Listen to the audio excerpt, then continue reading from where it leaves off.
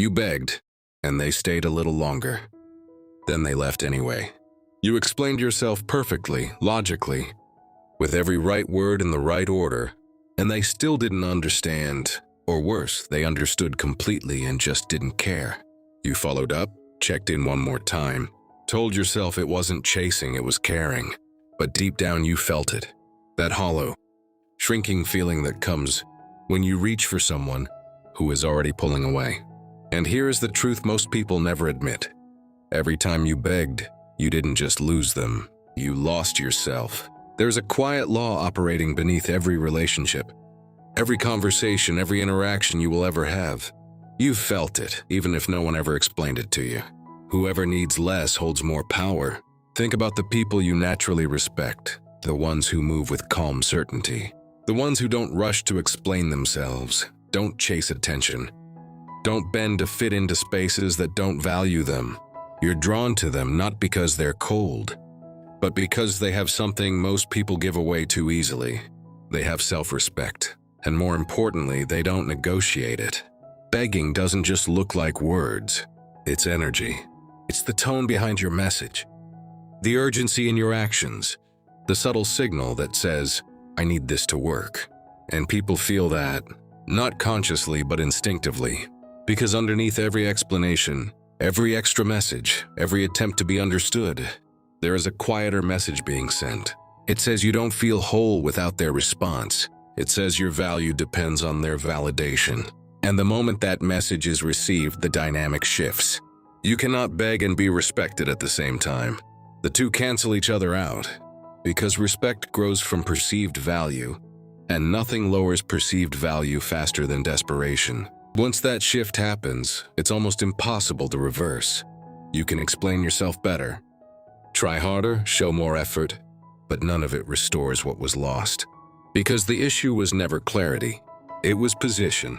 The moment you placed someone above you, you rewrote the entire structure of the relationship. And no amount of words can undo what your actions already confirmed. So, what does silence do? Most people misunderstand it. They think silence means giving up. They think if they stop reaching out, stop explaining, stop trying to hold things together, they'll be forgotten. But silence isn't weakness. Silence is control. When you stop chasing, you remove the pressure. When you stop explaining, you remove the performance. When you stop reacting, you remove their influence over your state of mind. And that changes everything. Silence communicates something words never can. It says you have boundaries. It says your time and energy are not unlimited. It says you're no longer willing to invest in something that isn't investing in you. And more importantly, it forces the other person to feel the absence of what you were giving so freely.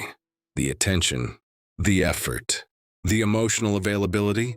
When that disappears, the dynamic shifts. Not because you tried to change it, but because you finally stopped feeding what was keeping it unbalanced. And in that silence, something even more important begins. You start rebuilding. Not for them, not to make anyone regret losing you, but for yourself. All the energy you spent trying to convince someone of your value was never wasted. It was just misdirected. Every message you overthought, every moment you second-guessed yourself, every time you waited for a reply that didn't come, that was time and energy that belonged to you. And when you take it back, when you invest it into your growth, your discipline, your mindset, your standards, it compounds. You don't become louder, you become stronger. You don't become more available, you become more selective.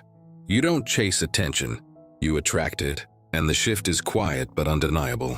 You become someone who doesn't need to prove anything, because your actions speak before your words ever have to. And here's the part no one prepares you for.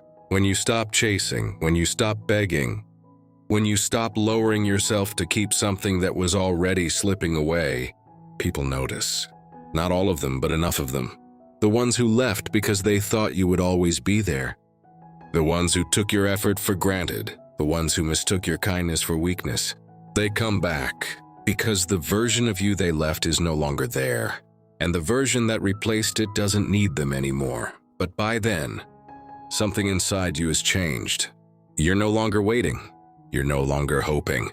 You're no longer trying to be chosen, because you've already chosen yourself. And once that happens, everything else becomes optional. You don't have to chase what is meant for you. You don't have to explain yourself to people who are meant to respect you. You don't have to beg for what you deserve. You only have to become the kind of person who no longer accepts less. Go silent, build relentlessly, and watch what happens, not because you waited, but because you finally understood your worth.